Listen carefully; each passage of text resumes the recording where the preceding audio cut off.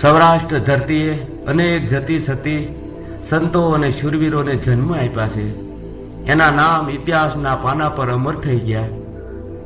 એના નામની કીર્તિ ઇતિહાસમાં અમર છે. કારણ કે એમનું જીવન નિસ્વાર્થ જીવન સાથે જોડાયેલું છે. તેઓ બીજાના દુઃખને સમજી શકે છે. એટલું જ નહીં, પણ તેઓ જરૂર પડે પોતાના જીવ પણ આપી દીધા. એવા ઊંચા જીવનને આ સમાજ ક્યારેય ભૂલ્યો નથી. તેથી જ તેઓ ઇતિહાસને પાને અમર છે. જીવનને મોતના દાવ પર લગાવી આંખ મીચીને જેણે બીજાના સુખ માટે જીવન ટૂંકાવી દીધા, એવા શૂરવીરોમાંથી આજે મને એક એવા શૂરવીરના ઇતિહાસને ગાવાનું મન થાય છે. એ શૂરવીર બીજો કોઈ નહીં, પણ 20 વર્ષની ઉંમરે ગાયોની વારે ચડતા પાછું વાળી ન જોનાર વીર માંગડાવાળો. આ મરણિયા મુસાળાની રચના ઝવેરચંદ મેઘાણીથી લઈને અનેક કવિઓના ગીત ગુંજનમાં સતત પીરસાતી રહી છે અને આજ સુધી લોકમાનસ પટલમાં અંકિત થતી આવી છે. એની અનેક લોકવાયકા છે. એમાંથી એક લોકવાયકા પ્રમાણે ગુજરાત રાજ્યના જૂનાગઢ જિલ્લાના છુત્રાપાડા તાલુકાના ઉમરી ગામે સરસ્વતી નદીના કિનારે વીર માંગડાવાળાની પૌરાણિક જગ્યા આવેલી છે. માંગડાવાળા મૂળ અમરેલી જિલ્લાના ખાંભા તાલુકાના ધાતરવડી ગામના વતની હતા. તેના મામા ભાણ જેઠવા ભાણવડના વતની હતા. માંગડાવાળો તેના મામાને ત્યાં જવા માટે ઘોડા ઉપર નીકળેલા. રસ્તામાં પાણીની તરસ લાગતા રસ્તા પર આવેલ પ્રભાસ પાટણ ગામમાં એક વાણિયાને ઘરે પાણી પીવા માટે ઉભેલ. ત્યારે વાણિયાની પુત્રી પદ્માવતી પાણી આપવા માટે આવ્યા. ત્યારે એકબીજાની નજર સામે મળી જતા તેઓને રોકાવા માટે આગ્રહ કરેલ. પરંતુ માંગડાવાળા પદ્માવતીને વચન આપે છે કે હું મારા મામાને ઘરેથી પાછો આવીશ ત્યારે હું રોકાઈશ. આમ કહી તે ત્યાંથી રવાના થઈ ભાણવડ મુકામે ગયા. ત્યારે ભાણવડ ગામની ગાયો બીજા ગામવાળાઓ લઈ જતા તેના મામા અને બીજા ગામવાળા સાથે ધીંગાણું થયું. ત્યારે માંગડાવાળા તેના મામાને ઘરે સૂતા હતા. જ્યારે જાગ્યા ત્યારે ખબર પડી કે ગામની ગાયો બીજા ગામવાળા લઈ ગયા અને ત્યાં ધીંગાણું થયું છે. ત્યારે મારતે ઘોડે માંગડાવાળો ત્યાં ધીંગાણામાં પહોંચી જાય છે અને તલવાર મ્યાનમાંથી બહાર કાઢી કઈક દુશ્મનોના માથા ઉતારી લીધા.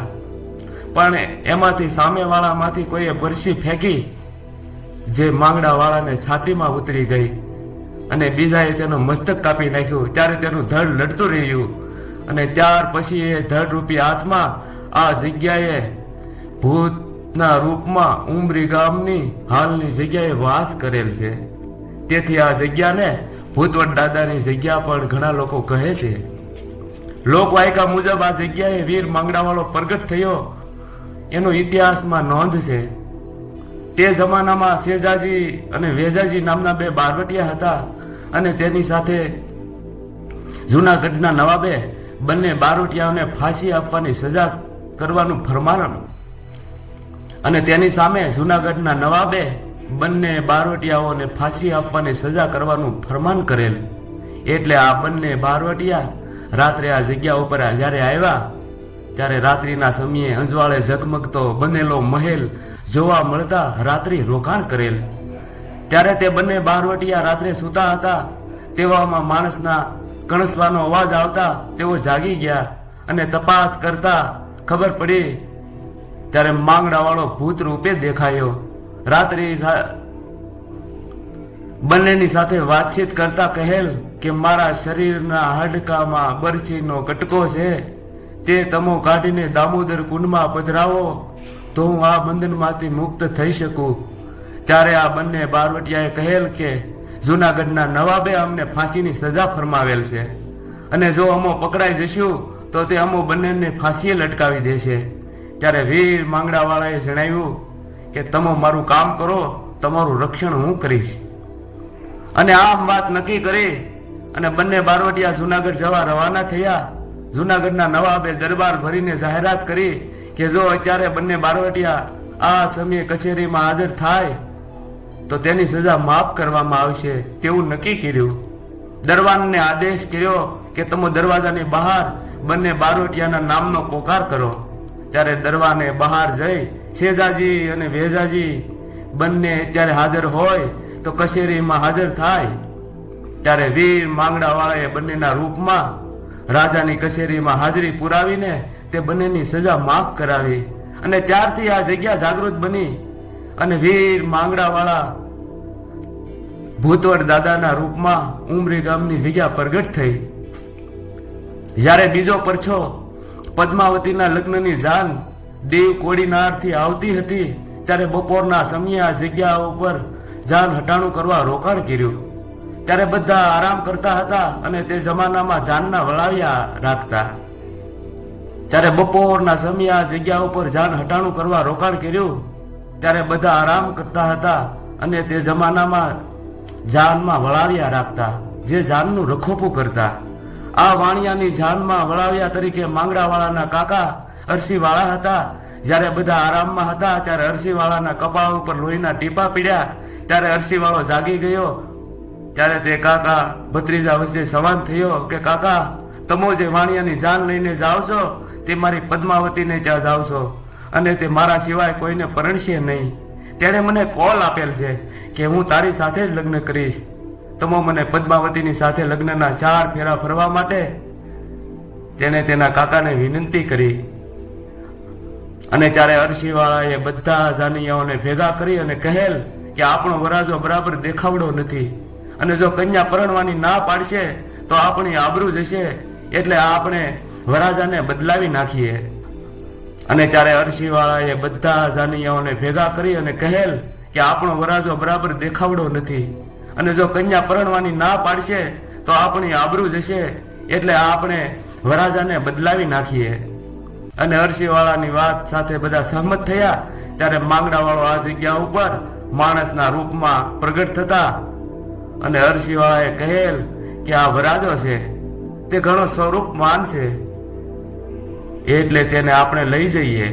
ત્યારે બધા જાનૈયા સહમત થયા અને ત્યાર પછી જાન પ્રભાસ પાટણ પદ્માવતીને ઘેરે પહોંચી. પદ્માવતી ફક્ત માંગડાવાળા સાથે જ લગ્ન કરવા માંગતી હતી. જાન જ્યારે આવી ત્યારે ઝરૂખામાંથી પદ્માવતીએ વરાજાને જોયો તો ખબર પડી કે વરાજો તો વીર માંગડાવાળો જ છે અને તેની સાથે લગ્ન થયા. જ્યારે લગ્ન પૂર્ણ થયા બાદ જાને વિદાય લીધી પછી ઉમરી હાલની મૂળ જગ્યા આવી ત્યારે વીર માંગડાવાળો તેની આ જગ્યાએ ઉતરી ગયો. તેની સાથે પદ્માવતી પણ ઉતરી ગઈ. ત્યાં પોતે સતી થયા, જેનું સ્થાનક પણ હાલમાં આ જગ્યા ઉપર મોજૂદ છે. બીજો પરચો લોકવાયકા મુજબ જ્યારે રાજાશાહીના વખતમાં ગોરખમઢી નવા ગામમાં હોળી વખતે ધૂળેટીના પ્રસંગે લોકો દાંડિયા રાસ રમતા ત્યારે વીર માંગડાવાળો ગાડાનું પૈડ્યું કમરે બાંધીને દાંડિયા રમવા આવતા. ત્યારે ગામના લોકોએ પારખા કરવા પાછળ પાછળ જતા, પરંતુ ત્યારબાદ આજ સુધી ક્યારેય જોવા મળેલ નથી. આ જગ્યા હાલ ઉમરી ગામે વીર માંગડાવાળાની જગ્યા તરીકે પ્રખ્યાત છે. આ જગ્યામાં ગામના તથા આજુબાજુના ગામના ઘણા લોકોએ આશા અને શ્રદ્ધાથી માનતા લઈને આવે છે. ઘણા દુખિયાના દુઃખ દૂર થાય છે. વીર માંગડાવાળાનું નૈવેદ્ય કંસાર, શ્રીફળ અને ખીચડી ધરવામાં આવે છે. શ્રદ્ધા અને વિશ્વાસથી અનેક માનતા લોકોને ફળે છે, તે સાબિત છે. અત્યારે ઉમરી ગામ લોકોના સહકારથી આ જગ્યા ઘણી જ પવિત્ર અને રમણીય બની છે. આ જગ્યાએ પ્રવાસ, પર્યટન તથા ઘણા શૈક્ષણિક સેમિનારો, મીટિંગો, સંમેલનો થાય છે. આ માહિતી ગીર સોમનાથમાંથી મળી આવેલ છે, કેમ કે આ પ્રકારનો ઇતિહાસ એ પંથકમાં લોકમાનસ પટલમાં અંકિત છે. જય વીર માંગડાવાળા દાદા.